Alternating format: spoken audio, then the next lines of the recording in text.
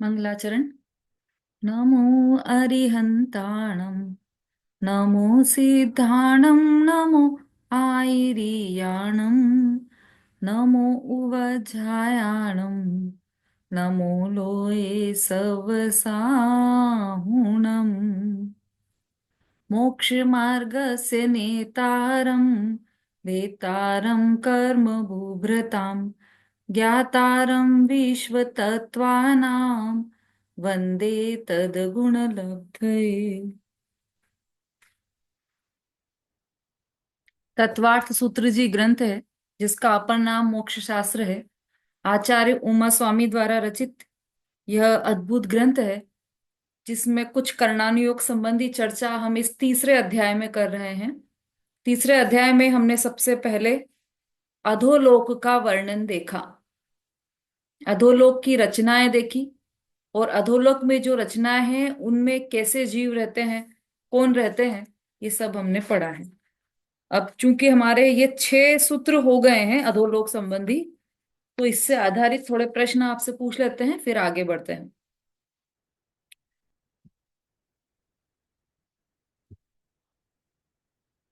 अधोलोक की रचनाओं में कितनी भूमियां हैं और उनके नाम क्या है?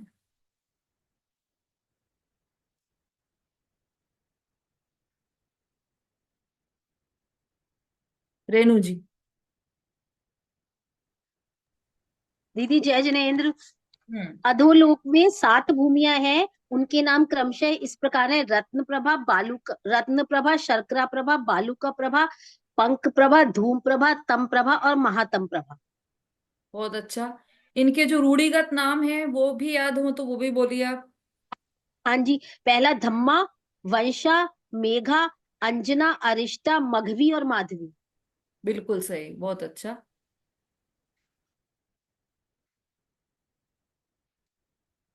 धूम प्रभा में, धूम प्रभा जो भूमि है उसकी प्रभा कैसी है, ये आपको बताना है। मंजू जी।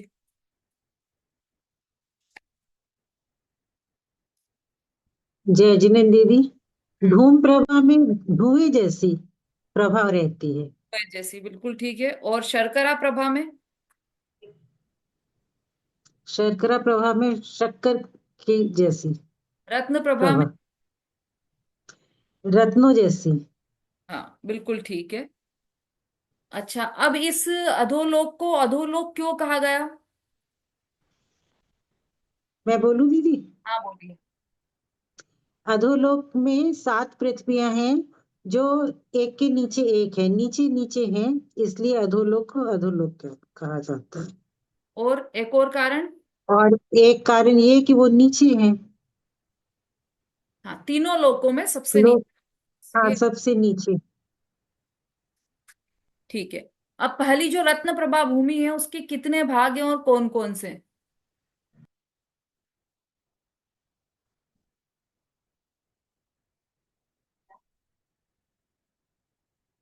सुषमा जी।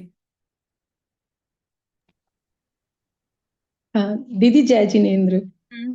इसके 3 भाग हैं: एक खर भाग, पंख भाग और अब्बूहल भाग। हाँ, तीनों में क्या अंतर है? 3 भाग है इसमें तो ये आपका वीडियो ऑन भवनवासी। करें तो थोड़ा ज्यादा क्लियर समझ में आएगा। नहीं, वीडियो अच्छा हो गया होगा। हम्म। जो खर भाग है उसमें भवनवासी के 9 देव और व्यंतर देव के 7 7 देव रहते हैं। और पंख भाग में असुर कुमार और राक्षस नाम के देव रहते हैं। और अबूहल भाग में नारकी और एकेंद्रिय जीव तीनों भागों में ही रहते हैं। और अब बहुल भाग में? नारकी जीव और एकेंद्रिय जीव तो रहते ही हैं। ठीक है, बहुत ही बढ़िया। अब इनकी मोटाई कितनी कितनी है एक एक भाग की, ये कुछ ध्यान में है? हाँ नहीं, इसकी है खर भाग की तो है 16,000 हम्म। शायद, है ना। और पंख भाग की है 84। हम्म। और अबूहल भाग की है 80,000। तो इस वेरी, तरह सब मिलाकर बहुत 1,80,000। वेरी गुड, बहुत ही अच्छा। मैथ्स भी पूरा गणित ध्यान में रखा आपने, बहुत अच्छा। सातवीं भूमि कितनी मोटी है, ये बताना है अब। जो सातवीं भूमि है उसका नाम क्या है और कितनी मोटी है वो।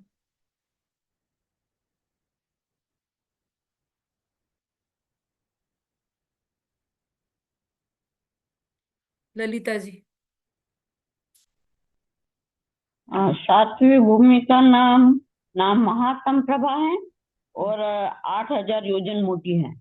बिल्कुल ठीक है, सही बताया आपने। अब ये जो सातों भूमियां हैं वह किसके आधार से है।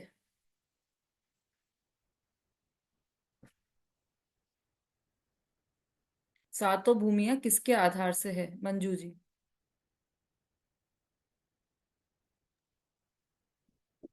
दीदी सातों भूमियां बात बलय के आधार से हैं। उसमें तीन बात बलय हैं, घनोदधि बात बलय, तनु बात बलय, सॉरी, घनोदधि बात बलय, घन बात बलय और तनु बात बलय। तो घनोदधि बात बलय घन बात बलय के आधार से, घन बात बलय तनु बात बलय के आधार से, और तनु बात बलय आकाश के आधार से है, और आकाश अनंत है, वो अपने आधार से। हम्म। तो प्रश्न मेरा ये था कि सात भूमियां किसके आधार से है, तो उत्तर में आएगा कि धनोदधि वात वलय के आधार से है सात भूमियां। तो तीनों बात बलय नहीं बोलेंगे दीदी? नहीं, वो तो धनो व दधि वात वलय के आधार से है ना, और धनो व दधि वात वलय है वो धन वात वलय के आधार से।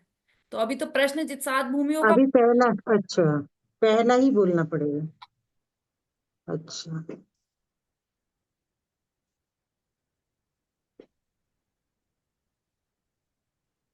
अच्छा, ये नरक की भूमियां है, नरक कितने हैं। ये तो सात नरक की भूमियां हैं, तो नरक कितने हैं।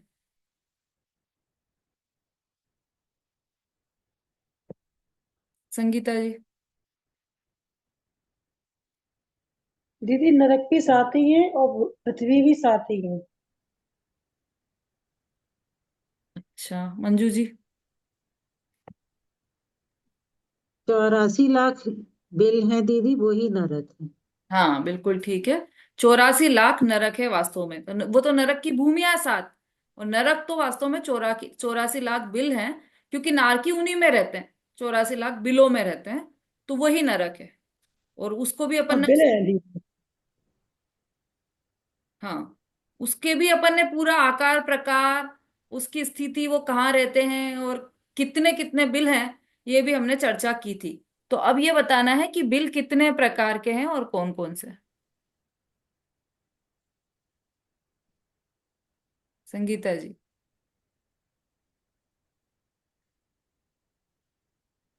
दीदी बिल का तो मुझे नहीं पता, ये इसके लिए एड्रेस किया था कि नरक 7 है और 84 लाख बिल है, वो भी नरक ही है। नरक सात भूमियां हैं नरक की, और नरक तो हाँ। मतलब बिलों को ही नरक भी बोला जाता है, ऐसा है। तो ऐसा कह देते हैं, ऐसा कहने में कोई दिक्कत नहीं है कि सात नरक हैं, लेकिन वो जानकारी में ये होना चाहिए। हाँ जी, विमलेश जी बोलिए। जय हिंद दीदी। हाँ जी। दीदी बिल 3 प्रकार के हैं, इंद्रक बिल, श्रेणीबद्ध बिल और प्रकीर्णक। हम्म। इंद्रक बिल बीच में होता है और श्रेणीबद्ध बिखरे चार आठ दस आठों दिशा में होते हैं, और प्रकीर्णक चार तरफ बिखरे हुए होते आपका स्वास्थ्य ठीक नहीं लग रहा है। हैं। नहीं नहीं, तो ठीक नहीं दीदी मेरी। अच्छा, फीवर हो रहा है क्या। हाँ दीदी, नजला जुकाम भी, फीवर भी, अच्छा अच्छा। पैरों में कमर में दर्द भी काफी हो रहा अच्छा, अरे डेंगू वेंगू बहुत चल रहा है, थोड़ा है। ध्यान रखिए। हाँ, थोड़ा घरेलू औषधि भी चलने दीजिए। ठीक है। ठीक है, अच्छा उत्तर दिया आपने। अब इंद्रक बिल किसे कहते हैं।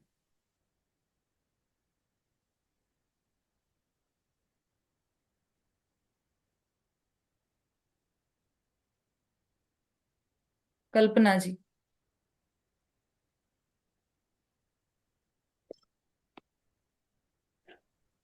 जो अपने पटल में सब बिलों के बीच में है उन्हें इंद्रक बिल कहते हैं। वेरी गुड, और श्रेणीबद्ध बिल और प्रकीर्णक बिल का भी बता दीजिए। जो बिल इंद्र की दिशा और विदिशाओं में इंद्र। पंक्ति रूप, उन्हें श्रेणीबद्ध बिल कहते हैं। हम्म। और प्रकीर्णक बिल श्रेणीबद्ध बिलों के बीच में जो बिखरे हुए हैं उन्हें प्रकीर्णक बिल कहते हैं। हाँ, इन्हीं बिलों को पुष्प प्रकीर्णक भी कहा जाता है क्योंकि ये पुष्प की तरह से बिखरे हुए। बहुत अच्छा, बिल्कुल सही बताया आपने। अब ये किस पृथ्वी पर कितने बिल होते हैं, ये किसी को याद है क्या? कल्पना जी, आपको याद है? दीदी 9,999। कौन सी पृथ्वी पर? दीदी पहली पृथ्वी में 30 लाख, दूसरी में 25 लाख, हम्म। तीसरी में 15 लाख, चौथी में 10 लाख, पांच कम 1 लाख, हम्म। और पांचवी वो छठवीं 5। नहीं, सातवीं इस में 5 तो 7 है ना पृथ्वियां। हाँ हाँ, सातवीं में 5, हम्म। और छठवीं में 5 कम 1 लाख, हाँ, और पांचवी में? पांचवी में 10 लाख, पांचवी में 3 लाख। ठीक है। पांचवी में। हाँ हाँ। चौथी में है 10 लाख। तो ये तो टोटल बिल है। अब इंद्रक बिल किसमें कितने हैं, ये किसी को ध्यान हो तो वो हैंड रेस कीजिए। इंद्रक बिल किस पृथ्वी में कितने हैं?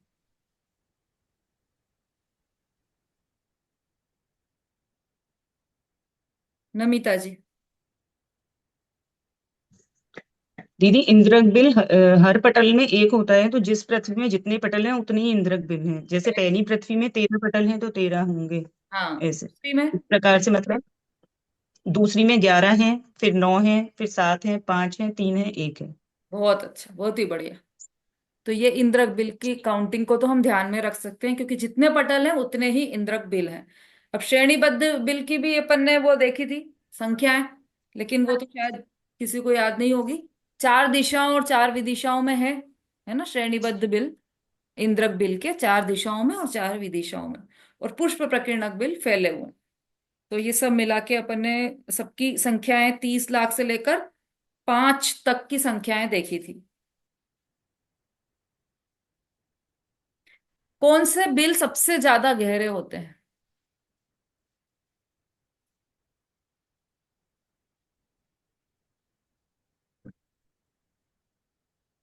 सबसे ज्यादा गहराई कौन से बिलों की होती है,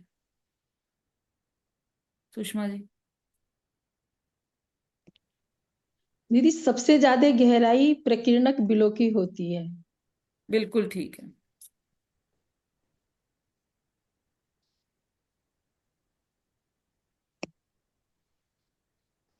देखो, एक मैं स्क्रीन शेयर कर रही हूँ।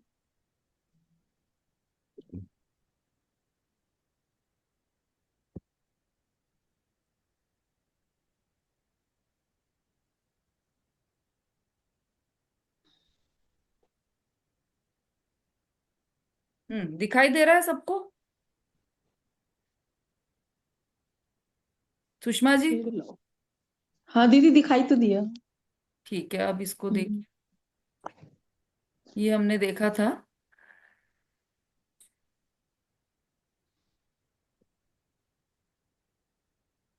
ये अधोलोक। हम्म। इसमें सबसे नीचे महातम प्रभा है। ये सातों नरक के नाम है। लेकिन एक खास बात इसमें ये कि एक पृथ्वी से दूसरी पृथ्वी में असंख्यात योजन की दूरी है। ये दूरी दिखाई दे रही होगी आपको। तो ये पृथ्वियों के मोटाई है। ये जो योजन नाम दिए ना, ये 22,000 योजन, ये 16,000 योजन, ऐसे ये पृथ्वियों के जो नाप दिए हैं, ये तो तीनों भाग की मिला के है। तो ये टोटल इसका 1,80,000 योजन है ना? तो ये जो इतनी जो मोटा ये है, ये संख्या, ये मोटाई की संख्या है। ठीक है। पर इसके बाद असंख्यात योजन की दूरी है और फिर दूसरी पृथ्वी है। ये हमने उस दिन देखा था।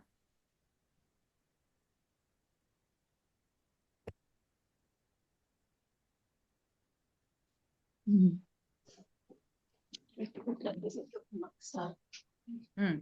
इसमें आप देखो ये धम्मा वंशा ये भी दिए हुए हैं, और ये यहाँ तक का आकाश, ये अधोलोक दिया है। ये बीच में आकाश है, क्योंकि असंख्यात योजन योजन जितना ये आकाश दिया हुआ है बीच में।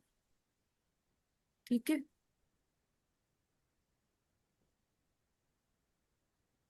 अच्छा, इसमें नरक गति की सारी व्यवस्था, ये धम्मा वंशा ये भी दिए हुए हैं।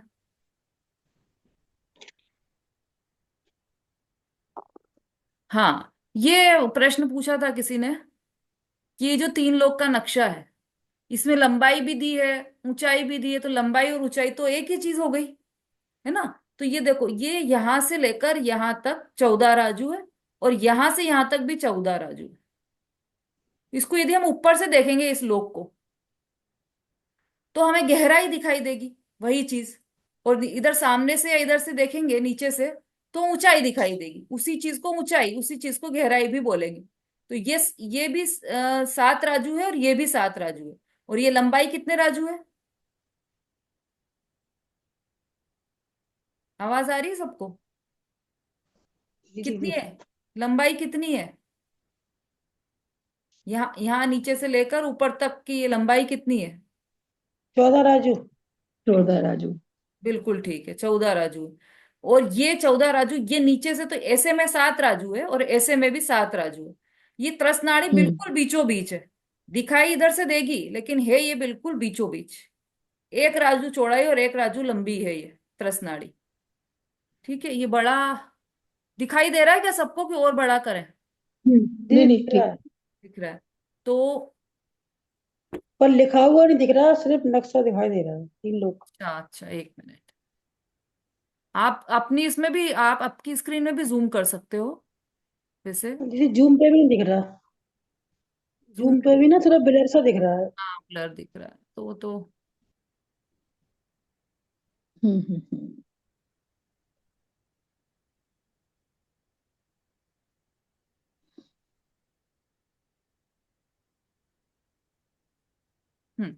अब ये जो लोक है ना, ये नीचे से 7 राजू है, फिर ये कम होता गया, कम होता गया, कम होता गया, और यहाँ पर बीच में एक राजू है इसकी चौड़ाई। एक राजू।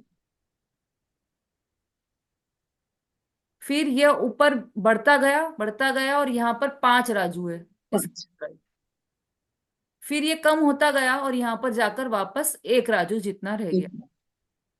तो ये एक राजू, 5 राजू, एक राजू, और फिर 7 राजू, इस तरीके से।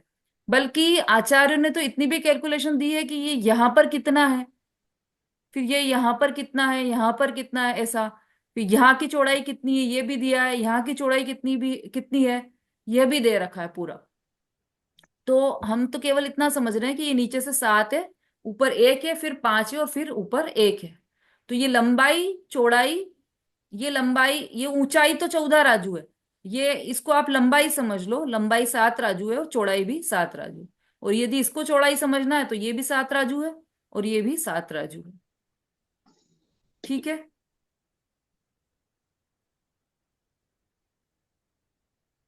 मुझे अभी सबके चेहरे दिखाई नहीं दे रहे हैं। समझ में आ रहा है सबको? मंजू जी, क्लियर हो गया? आपका ही था प्रश्न शायद।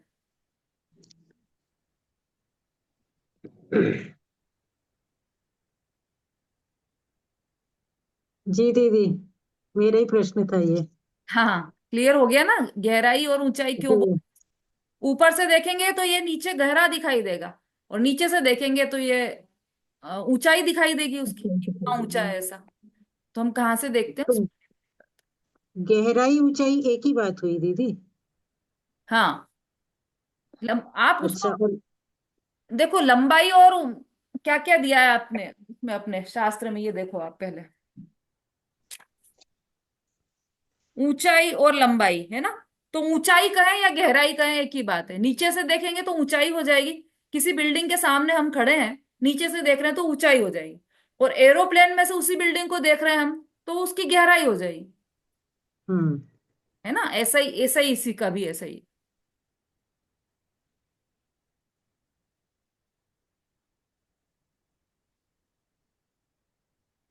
अरे, और लंबाई चौड़ाई तो उसकी नीचे से ही है। एक साइड से लंबाई हो गई, एक साइड से चौड़ाई चौड़ाई हो गई। एक एक हाँ राजू की जो है, हाँ वो 7-7 राजू की है। हाँ, 7-7 राजू की, ये चौड़ाई ये लंबाई, हाँ ये लंबाई ये चौड़ाई, कुछ भी समझ लीजिए, हाँ, दोनों तरफ से सात ठीक है, ठीक। राजू।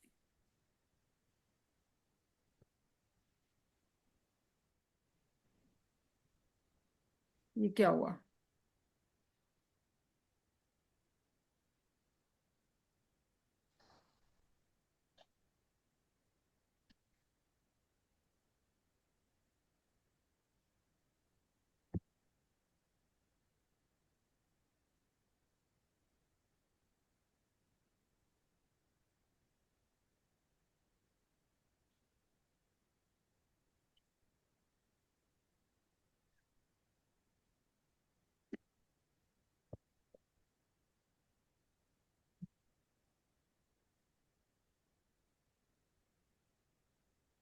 ये एक और चित्र है 3 लोग का,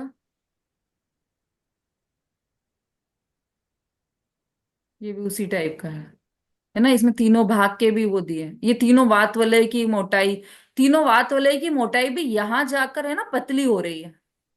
तो यहाँ पर ये 3 योजन, 4 योजन, 5 योजन ऐसा रह गया है। और आप नीचे देखोगे तो ये मोटा है वात वलय।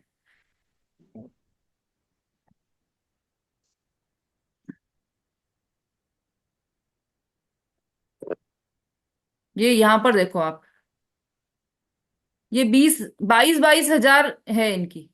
कितना लिखा है, 20-20 हजार है या 22-22 हजार योजन मोटे हैं? बीस बीस बीस हजार बीस हजार हाँ, 20-20 हजार। 20 20 हजार। ये नीचे इतने हैं और ऊपर जाकर पतले हो गए वहां बीच में जाकर। ठीक है,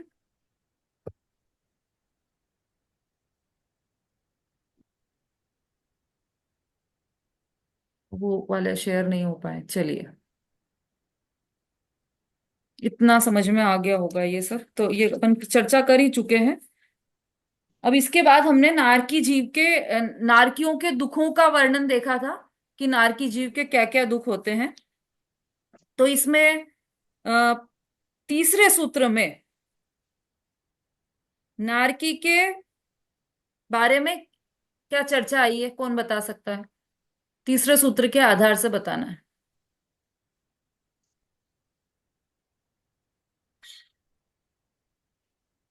बोलिए।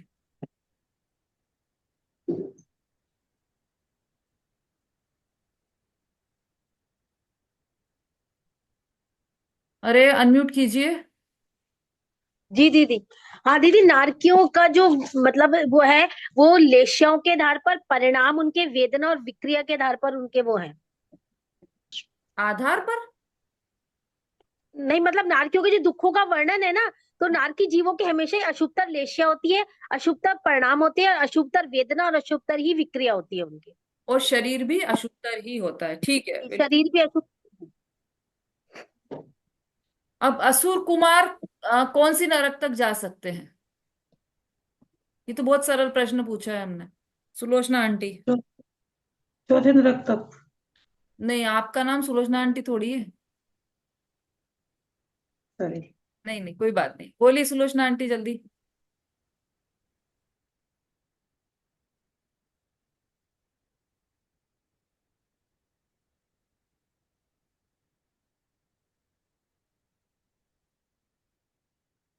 अरे फिर से कीजिए अनम्यूट।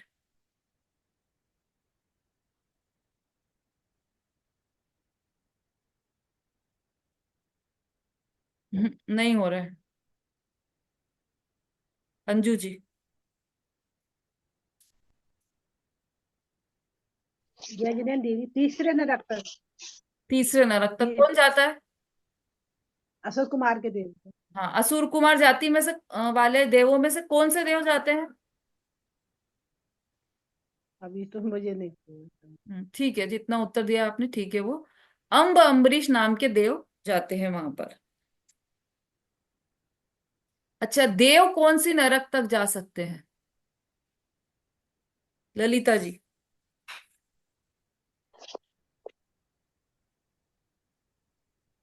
ये तीसरे नरक तक जा सकते हैं। ठीक है।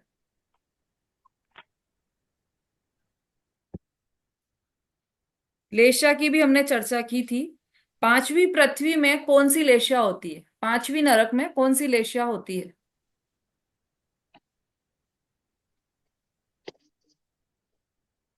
थोड़ा जल्दी जल्दी, क्योंकि अब हमको अभी आगे भी बढ़ना है।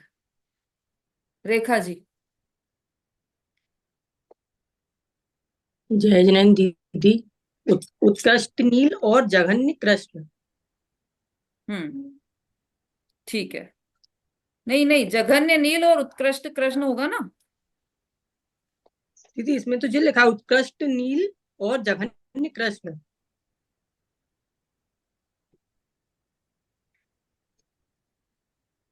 एक सेकंड।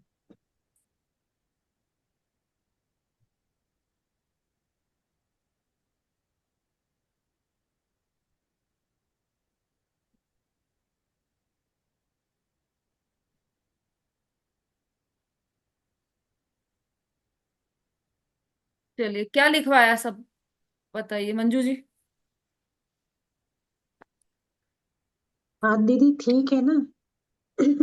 उत्कृष्ट नील ही होगा वो पांचवी में, हाँ और ठीक। जघन्य कृष्ण होगा। हाँ, क्योंकि नीचे जाकर तो फिर उत्कृष्ट हाँ, हो जाएगा सातवी नरक। उत्कृष्ट ठीक है, ठीक है, बिल्कुल सही जवाब दिया आपने। अच्छा, वेदना के लिए क्या बताया है? कौन से नरक में कैसी वेदना होती है? दीदी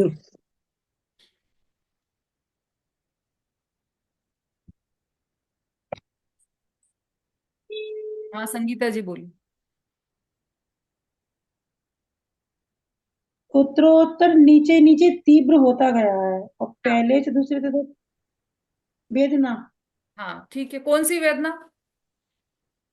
अम, वेदना, उष्ण वेदना। हम्म,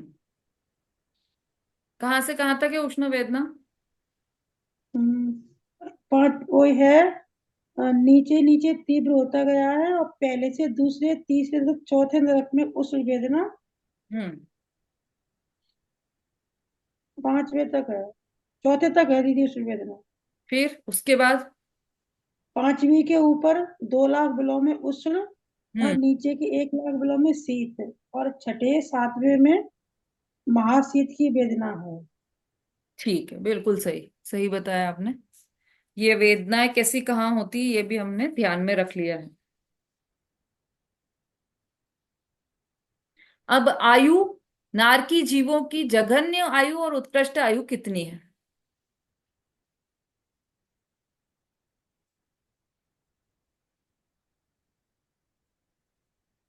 हम्म, कौन बताएगा? हाँ, नमिता जी बोली।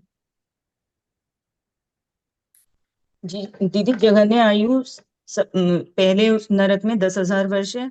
उसके बाद में 1 सागर, 3 सागर, 7 सागर, 10 सागर, 17 सागर और 22 सागर, ऐसे क्रम से नरकों में है। और 22 सागर उत्कृष्ट आयु, हाँ ठीक है। हाँ, 22 सागर जघन्य लास्ट वाले में है। हम्म, और उत्कृष्ट आयु पहले नरक में 1 सागर, फिर 3, 7, 10, 17, 22 और 33 सागर, ऐसे क्रम से है सारे नरकों में है। बहुत अच्छा, बहुत ही बढ़िया।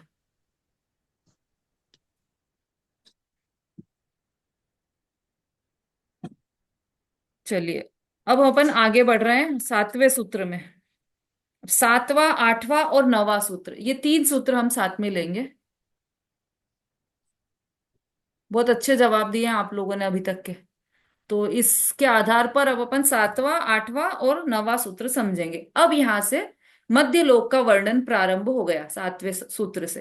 अभी तक अधोलोक का वर्णन था। अधोलोक अर्थात अधो अध, जो एक के नीचे एक रचना वाले जो स्थान है उसे अधोलोक कहा है। और मध्य लोक को तिर्यक लोक भी कहा है, क्योंकि उसमें ऐसे आड़े में तिरछे में सारी रचनाएं, उसका वर्णन किया गया है। अब वो कुछ है ना, इसमें प्रॉब्लम हो गई, स्क्रीन शेयर अब आगे नहीं हो पा रहा। लेकिन मैं आपको दिखाती कि जैसे जो मध्य लोक है, चलो अभी आप ऐसे ही समझो। हम्म, अब यहाँ पर क्या हुआ ना कि जैसे द्वीप और समुद्र है मध्य लोक में अधिकतर। द्वीप समुद्र ऐसा है। तो ये द्वीप समुद्र एक के नीचे नहीं है कि द्वीप फिर उसके नीचे समुद्र फिर उसके नीचे द्वीप फिर उसके, ऐसा नहीं है। मतलब एक के बाद ऐसे तिरछे में है। पहले द्वीप, फिर समुद्र, फिर द्वीप, फिर समुद्र, इस तरीके से है। तो अब इसको थोड़ा सा अपन पहले बोर्ड पे हल्का हल्का सा समझ लेते हैं, उसके बाद फिर अपन सूत्र पढ़ेंगे। आ,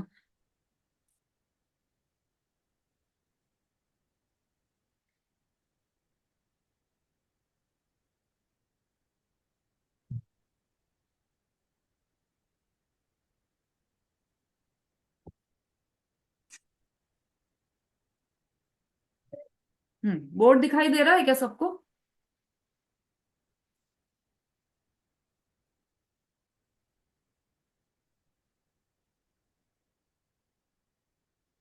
यहां से दिखाई देगा शायद। दे रहा है। दिख रहा है? हाँ दीदी। ठीक है।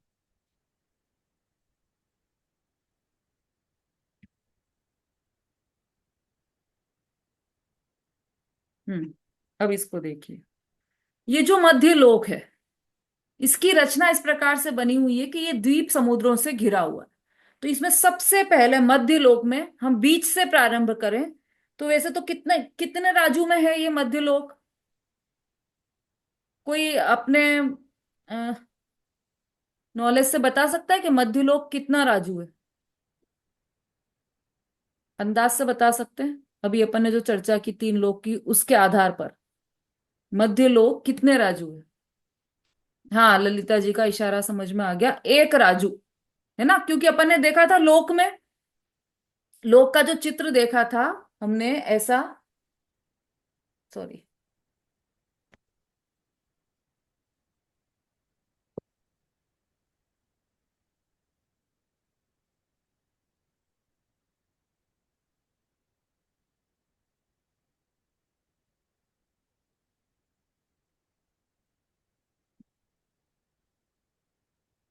ये लोक का चित्र देखा था, इसमें मध्य लोक कहां पर, यहां आ रहा था, है ना, और ये स्थान कितना है, एक राजू। ठीक है, एक राजू का है ये स्थान।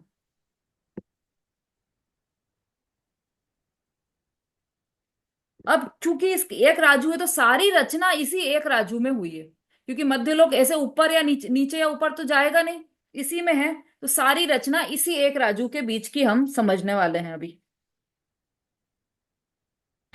ठीक है, तो ये जो एक राजू का हिस्सा था, उसके बीच में एक ये गोल थाली के आकार वाला जम्बू द्वीप है बीचों बीच। उसके बाद ये लवण समुद्र है चारों तरफ, इस जम्बू द्वीप के चारों तरफ लवण समुद्र है। फिर इसके चारों तरफ घातकी खंड द्वीप है, दूसरा द्वीप आ गया, ये जम्बू द्वीप, फिर इसके बाद समुद्र, फिर घातकी खंड द्वीप, फिर इसके बाद समुद्र, तो ये कालोदधी समुद्र, फिर इसके बाद द्वीप, तो ये पुष्करवर द्वीप।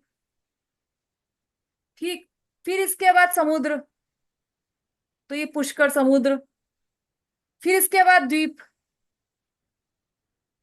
फिर इसके बाद समुद्र, फिर द्वीप, फिर समुद्र। ऐसे असंख्यात द्वीप और असंख्यात समुद्र हैं मध्य लोक में। बढ़ते जाओ आप, अपन तो यहाँ कितने चित्र बना पाएंगे, कितना बना पाएंगे, लेकिन ये असंख्यात द्वीप और असंख्यात समुद्र हैं। अब ये जो बीच का, सबसे बीच का है जम्बू द्वीप, है ना, उसके बाद ये लवण समुद्र है, उसके बाद ये घातकी खंड द्वीप है, और इसके बाद कालोदधी समुद्र है, और उसके बाद पुष्करवर द्वीप है। तो ये जो पुष्करवर द्वीप है, इसके बीच में ऐसा मानुषोत्तर पर्वत बना हुआ है।